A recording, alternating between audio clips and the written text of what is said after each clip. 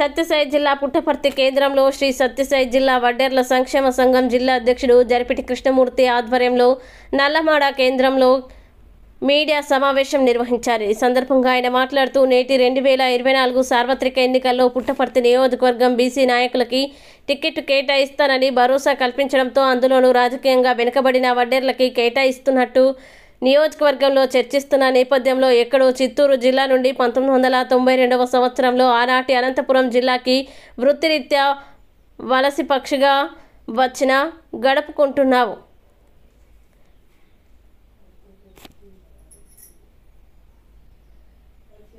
వలస పక్షిగా వచ్చి నిన్ను స్థానికుడు కాదని ఏ వడ్డెర కులబాంధవుడు అయినా ప్రశ్నించి వెలివేసినారా అనలేదు. ఆ రోజు ఆదరించి దగ్గర చేర్చుకొని ఉంటే నేడు దేవుళ్ళ మురళి నేడు మాజీ వడ్డెర కార్పొరేషన్ చైర్మన్గా చెప్పుకుంటూ నియోజకవర్గం ఇన్ఛార్జీలతో వడ్డెర్లని తాకట్టు పెట్టుకుంటూ పబ్బం గడుపుకుంటున్నావు.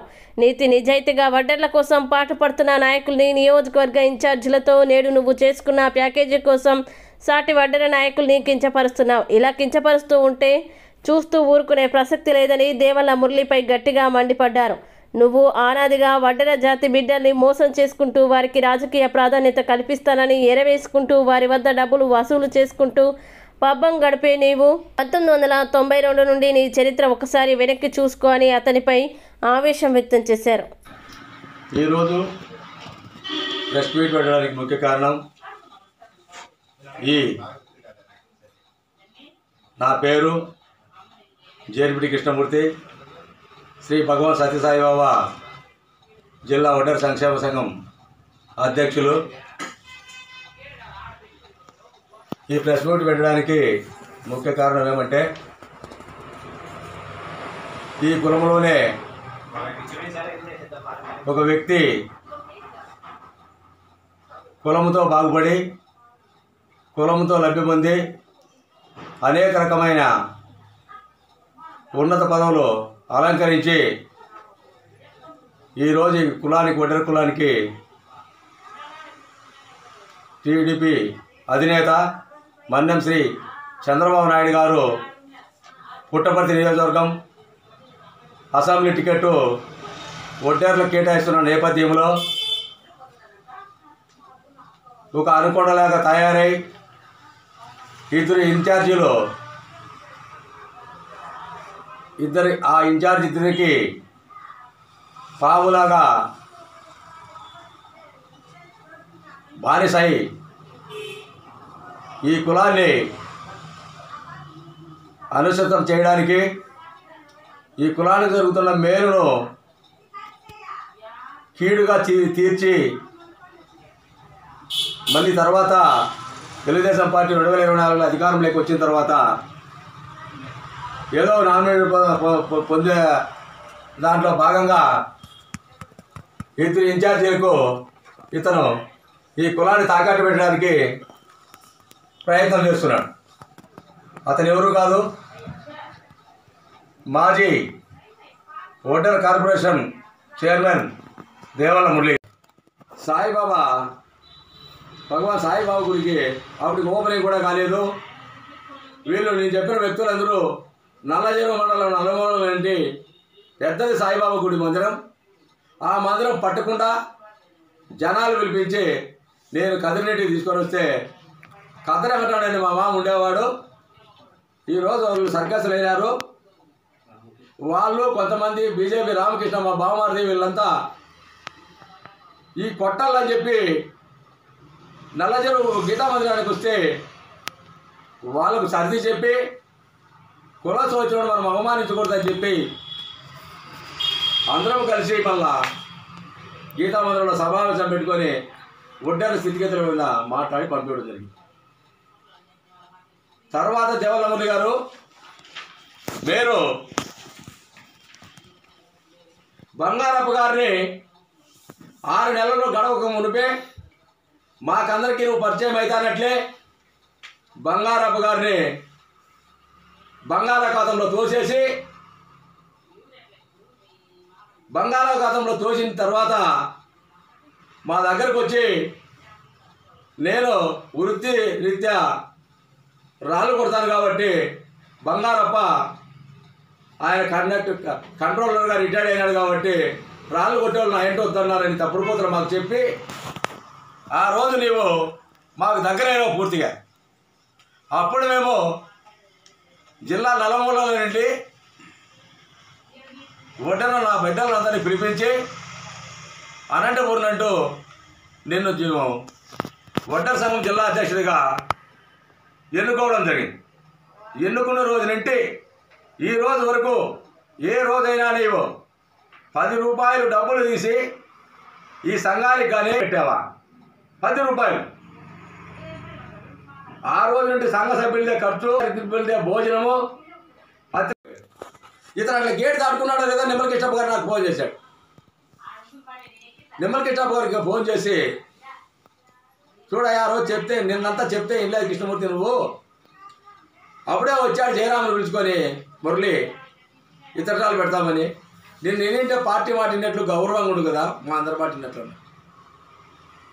తర్వాత తిరుపతి పోయి అయినా నాకు పోలేదు. నేను ఆడికి ప్లేస్లోకి తిరుపతికే పోయాను. పోయినా పెద్ద ఆయనతో మాట తీసుకున్నాను. వచ్చిన ఇతరాలు పెట్టాను. పల్లె రంగనాథుడు సార్ గెలిచాడు. గెలిచిన తర్వాత ఏం చేశాడు? మమ్మల్ని అందరినీ కలిపి ఒక గ్యాంగ్ తయారు చేసుకున్నాడు. చేసుకొని మల్లెల జయరాములు అక్కడ ఏట్లో పంపించేసి ఏట్లోకి వేసేసి రఘునాథుడు సార్ ఇంటి ముందర ధర్నా పెట్టించాడు. మాకు 300 మందికి పైన ధర్నాకు పోయాం. ఏమని మేము జయరాముగా ఉంటుందనే మేము అనుకున్నాం. కోసం అడుగుతాను. ఆ రోజు జయరాము లేడు పాపం. 300 మంది పోయి రఘునాథుడి సార్ ఇంటి ముందర ధర్నా చేస్తే అతను రఘునాథుడి సార్ లేడు. ఫోన్లో మాట్లాడి మీకు ఖచ్చితంగా ఏదో పదవి నామినేట్ పదవి ఇప్పిస్తానని చెప్తే ధర్నా విరమించుకోవడం జరిగింది. జయరామును వదిలేసి ఇతనికే కావాలని మమ్మల్ని అందరూ తిప్పి ఇతను చైర్మన్ పదవి తెచ్చుకున్నాడు. సంతోషం. రాజకీయంగా అతనికి భగవంతుడు రాశాడు, రాత తెచ్చుకున్నాడు. ఏమి ఇబ్బంది అని సర్దుబాటు చేసుకొని అంతా చేసింది. చేసిన తర్వాత ఏం చేశాడు ఈ మురళి? అప్పుడు ముఖ్యమంత్రి నారా చంద్రబాబు నాయుడు గారు ఈ ఒడ్డర కులం మీద ఉన్న ప్రేమ, అభిమానం, అనురాగంతో 3 పర్యాయాలుగా 132 కోట్లు ఒడ్డర కార్పొరేషన్కు నిధులు. డిఎస్పీ ఎవరు అంటావంటే భారత రాజ్యాంగంలో అసలు భారత రాజ్యాంగం తెలుసా నీకు? భారత రాజ్యాంగం మహానుభావుడు అంబేద్కర్ ఆ రోజు రాత రాశాడు. అదే ఈరోజు శిలాశాసనం. ఈ భారతదేశంలో పౌరుడు ఎవరైనా ఎమ్మెల్యేగా నిలబడాలంటే ఎక్కడి నుండి ఎక్కడికైనా వచ్చి రాష్ట్రంలో ఉన్న వాళ్ళు నిలబడచ్చు. ఎంపీగా నిలబడాలంటే భారతదేశంలో ఎక్కడైనా పోయి నిలబడచ్చు. అక్కడున్న ఓటర్స్ ఇది సపోర్ట్ చేసేసారు. అది తెలియక నీ మూర్ఖత్వంతో స్థానికులు కాదు తెలుగుదేశం పార్టీ అంటే నేనంటే తెలుగుదేశం పార్టీ అంటావు. ఎవరి కోసం చేస్తున్నావు? తెలుగుదేశం పార్టీ కోసము, కులం కోసం. నువ్వు ఏ రోజన్నా 10,000 ఖర్చు పెట్టావు నువ్వు పార్టీకి కానీ కులానికి కానీ? కులస్తులు పోతే కులస్తులు తెప్పించుకుంటావు. పార్టీని ఇన్ఛార్జీలుగా పోతే పార్టీ ఇన్ఛార్జీలు తెప్పించుకుంటావు. ఏమే ఎవరికి టికెట్ ఇవ్వకూడదు, ఎవరు రాకూడదు, నువ్వెవరే చెప్పేకి? నేనెవరు చెప్పేకి? పార్టీ అధిష్టానం సుప్రీం చంద్రబాబు నాయుడు, లోకేష్ బాబు గారు వాళ్ళు చూసుకుంటారు ఎవరికి టికెట్ ఇవ్వాలా, ఎవరికి టికెట్ ఇవ్వకూడదు అని. నీకు టికెట్ ఇస్తా అంటే ఎవరన్నా అడ్డపన్నారు ఇక్కడ? ఈరోజు ఈ జిల్లాలో చెప్పుకుంటూ పోతే దాదాపు సగం మందికి పైన అంతా పక్క జిల్లాలేంటి వచ్చి ఈ జిల్లాలో ఎమ్మెల్యేలుగా, ఎంపీలుగా అయ్యి నిలబడి గెలిచి వాళ్ళు అనేక పదవులు అనుభవించారు. మురళి, నీవు కూడా ఒక చిత్తూరు జిల్లా వాసివే, అయినా నువ్వు మాకు ఒడ్డర బిడ్డవే. నీ గత చరిత్ర చెప్తే చాలా ఉంది. ఏమే అయినా నాకు ఇష్టపడలేదు మనసు మీడియా మొదలు చెప్పడానికి. ఏ కులస్తునైనా ఒడ్డర కులస్తుని బిడ్డను అగ్రవర్ణాల మాట విని రేపు నుంచి నువ్వు నాలుగులోకి వచ్చిందా? ఇక్కడున్న లీడర్లైనా నాయకులైనా మిమ్మల్ని రెచ్చగొట్టిస్తున్న వాళ్ళైనా మీతో మాట్లాడించే శంశాగాలు, మీరు శంశాగాలతో నీతో మాట్లాడిస్తున్న వాళ్ళు అయినా మన కులానికి ఒడ్డర కులానికి మాత్రమేనా స్థానికులు బయట వాళ్ళు ఉండేది? ఎక్కడ నేర్చుకున్నారు ఈ నైజం? ఎక్కడ నేర్చుకున్నారు? నీకెట్లా బుద్ధి పుట్టింది నీ నోటితో వీళ్ళు కాదు అనడానికి? అదేవిధంగా నీవు ఈ ఒడ్డెర కులం మాత్రమే ఉందా? ఈ ఒడ్డెర కులానికి 2024 సంవత్సరాల పుట్టపర్తి నియోజకవర్గం ఖచ్చితంగా పుట్టపర్తి నియోజకవర్గం ఒడ్డెర బిడ్డ ఎవరో ఒకరు ఎమ్మెల్యే కాబోతున్నారు.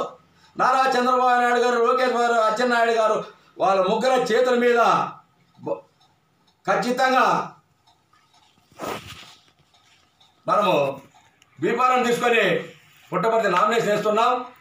ఎవరు ఎన్ని కుట్రలు పొందినా కుతంత్రాలు పొందినా ఖచ్చితంగా పుట్టపర్తి గడ్డ మీద బడుగు బలహీన వర్గాలు అన్ని వర్గాలను అగ్రవర్ణాల వారిని కూడా కలుపుకొని అందరినీ కలుపుకొని పోయి ఖచ్చితంగా తెలుగుదేశం పార్టీ గెలిపించుకొని క్యాండిడేట్ గెలిపించి గడ్డ మీద తెలుగుదేశం పార్టీ జెండా ఎగరేస్తామని ఈరోజు ఈ పత్రిక ద్వారా తెలియజేస్తున్నాం. దాంట్లో భాగంగా మురళిని చిట్టాతో ఇంత ఉంది నా దగ్గర. అయినా ఏంటి మాట్లాడదలుచుకోవాలని నేను ఈరోజు ఫస్ట్లో మాట్లాడాలనుకున్నాను. అతను మాట్లాడినా నన్ను నేను మాట్లాడినట్లే అనుకున్నాను.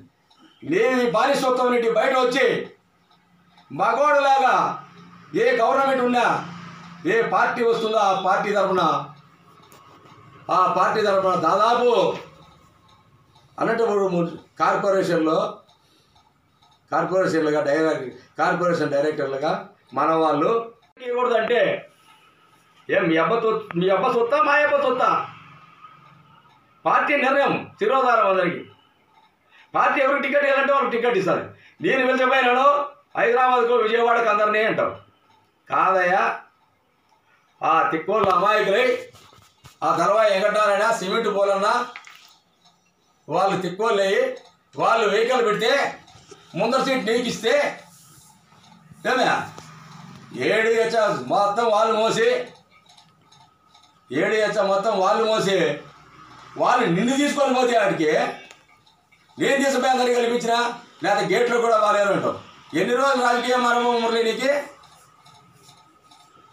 ఇంకోటి చెప్తావు, పుత్తూరు జిల్లాలో గాలికి ముద్దుకృష్ణనాయుడు 82-3లోనే నీ ఏజ్ ఇంటూ ఉంటావు. నీ వయసు ఇప్పుడు కరెక్ట్గా 58 సంవత్సరాలు. 58 సంవత్సరాలు నీ వయసు అయితే పార్టీ పుట్టి పోతుడికి 40 సంవత్సరాలు అవుతుంది. 58లో 40 ఏళ్ళు పోతే ఎంత నీ వయసు? 18 సంవత్సరాలు. ఎంత నీ వయసు? ఏం మాట్లాడుతుంటావు? తిక్కనా కొడుకులు ఉంటారు జనాలే ఏమింటే చెప్తాంటావా? అయినా నేను ఎందుకు గమ్మునున్నానంటే ఇద్దరము కలిసి తిరిగినాం దాదాపు 2006 నుండి ఈ రోజు వరకు. ఇంకా 3 సంవత్సరాలు అయితే 20 సంవత్సరాలు అవుతుంది మన ప్రయాణం. ఏంద్రా ఇంత బాగున్న వాళ్ళు వీళ్ళిద్దరు? ఇలా ఇద్దరికి ఏదైనా భాగం సరిపోలేదు అనుకుంటారు ఎవరైనా చూసుకుంటే. దానికని గమ్మునున్నా నేను. నిన్న ఓవన్న విగ్రహ ప్రతిష్ట జరిగే హిందూపూర్లో అక్కడ కర్ణాటక మంత్రి వచ్చాడు, మాజీ మంత్రి వెంకటరమణ గారు ఏం చెప్పారు? రే మురళి బాబు ఏం టికెట్ ఇస్తారా నీకు? ఎందుకు బస్సు పట్టిస్తాడా వీళ్ళందరినీ వడ్డాలను? డబ్బులేదు అంతమంది లేదు.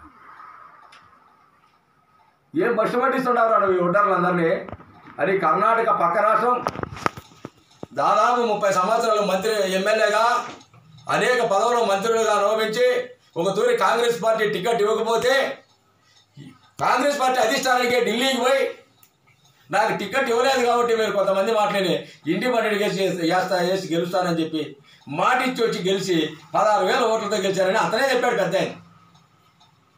మీరంతా కంబైన్డ్గా ఉండరా, మీరంతా ఓటుగా ఉండండి, 2 పార్టీల దగ్గరికి పోండి, ఎవరు ఏ పార్టీ టికెట్ ఇస్తే ఆ పార్టీ అంటే మేము ఉంటామని చెప్పమంటే పెద్ద ఆయన ఆడ ఏం చెబుతుంది? హిందూపూర్లో ఓవర్ విగ్రహం ప్రతిష్ట రోజు బహిరంగ సభలో దాదాపు 5-6 వేల మంది జనాభా ఉన్నాం. అక్కడ మైకు తీసుకొని రెక్కాడితే కానీ డొక్కాడితే ఈ కులానికి ఏమేమో చేయాలనుకుంటున్నాం. పార్టీలు కాదు ముఖ్యము, రేపు నుంచి అందరము కంబైన్డ్గా ఉండి కలిసి ఉండి ఎవరికి టికెట్ వచ్చినా అదే డిఎస్పీ కూడా ఉన్నాడు ఆ రోజు. నువ్వు ఎవరైతే ఏ అధికారిని అయితే ఈ పొద్దు నువ్వు ఎవరు అన్నావో ఆ రోజు అతను కూడా ఉన్నాడు ఆ ప్రోగ్రాంలో. మనం అందరం కలిసి పోయి చంద్రబాబు నాయుడు కలిసి ఎవరు టికెట్ ఇచ్చినా పని చేద్దామని చెప్పి మరుసరాబోతు తెల్లారుతానట్లే నీవు అనంతపూర్లో ఏం మాట్లాడినావు? అనంతపూర్లో పోయి ఒక అగ్ర కులస్తున్న నాయకుడు గెలవాలి, అందరూ మమ్మల్ని సపోర్ట్ చేయాలి అన్నావు. పార్టీలో నీకు గెలవాల్సిందే, సపోర్ట్ చేయాల్సిందే, వద్దని చెప్పడం లే. నీవు అంత మగోడు అయితే, నీకు అంత యోగ్యత ఉంటే, అంత శక్తి ఉంటే, దాదాపు నువ్వు పోయి 15 సంవత్సరాల ఇంటికి పైన అవుతుంది అనంతపురం పోయి స్థిరపడి ఒక్కసారి అనంతపురం అసెంబ్లీ టికెట్ కావాలి ఓటాలు కానీ నువ్వు మగవాడు. అప్పుడు నేను ఈ కులం కోసం పనిచేస్తాడు ఎవరు అనుకుంటాను.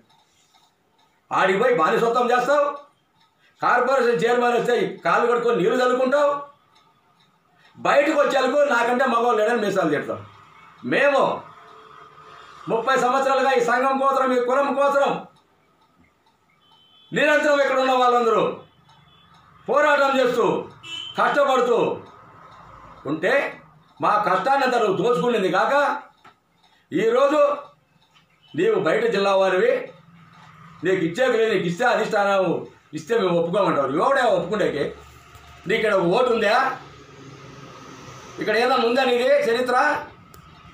అసలు నీకు కనీసం 10 మంది పుట్టపర్తి నియోజకవర్గంలో దేవల్ల మురళి మాకు అవసరము, మా నాయకుడు దేవల్ల మురళికి రాజకీయ అవకాశం కల్పించాడు అనే వాళ్ళు 10 మందిని చూపించు. మురళి నియోజకవర్గం టోటల్ పుట్టపర్తి నియోజకవర్గం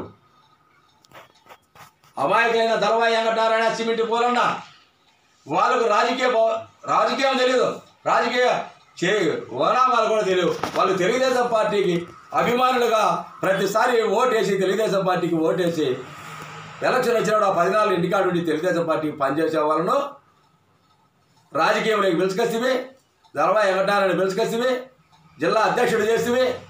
మాకెవరో అయితే వెంకటనారాయణ జిల్లా అధ్యక్షుడిని చేస్తేవి, జిల్లా అధ్యక్షుడు చేసి జిల్లా ఆడి ఒడ్డలకు పనిచేసేకి పెట్టుకోకుండా ఆయన సేవ చేసేకి ఆయనకి మళ్ళీ ఆశ కల్పించినావు. మాకు ఎవరికి తెలియదు. పుట్టపర్తిలో ఇద్దరు టికెట్ ఇస్తాడు, చంద్రబాబు చెప్పినాడు కదా వెంకటనారాయణ క్యాండిడేట్గా ఉండు, నువ్వు నీకు నేను సపోర్ట్ చేస్తావు, అందరం సపోర్ట్ చేస్తాము. అది మేము మమ్మల్ని ఎవరిని అడిగినావా, నువ్వు సపోర్ట్ చేస్తాము, అందరం కలిసి ఉన్నాం. అతను ఏడాడో ఈ రాష్ట్రంలో కూడా వేరే రాష్ట్రాల్లో పోయి పిల్లలు సంసారం వదిలి రాత్రి పగలు కష్టపడి పనులు వర్కులు చేపించి